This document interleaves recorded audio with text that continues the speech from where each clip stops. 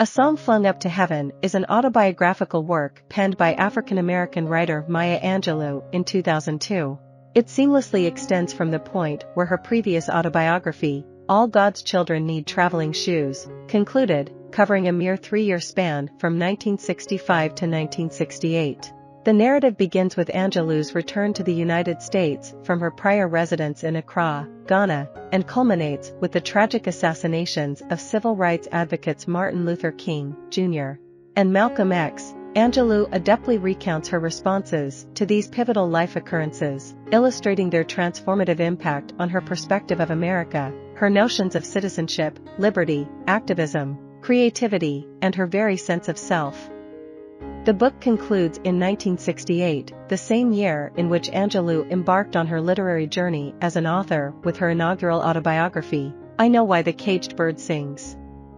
Commencing in 1965, A Song Flung Up to Heaven unfolds as Angelou's 19-year-old son, Guy, ventures off to college in Ghana, establishing his independence.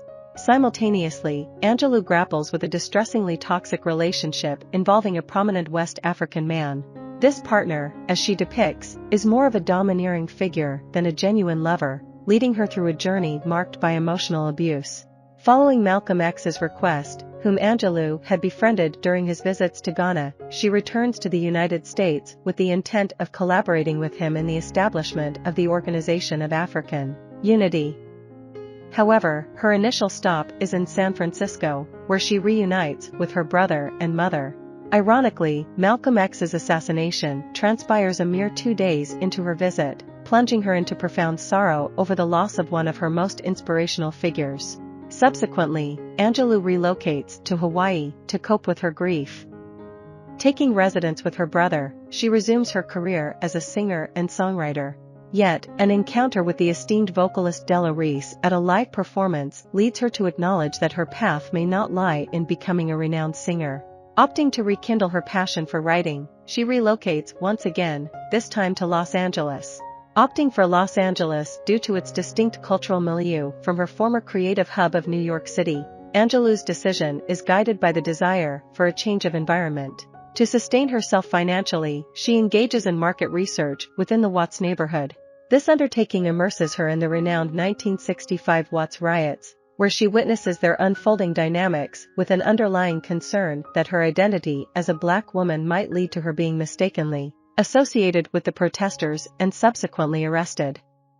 In the aftermath, her partner from Ghana, whom she refrains from mentioning by name, arrives in Los Angeles, harboring aspirations of persuading her to return to Africa. Seeking protection, Angelou enlists the aid of her brother and mother, who employ a strategy of confusion, steering the African towards Mexico before ultimately convincing him to head back to Ghana. During this period, Guy, her son, journeys to San Francisco to visit his great-grandmother and is unfortunately involved in a serious car accident, marking the second such incident in his life.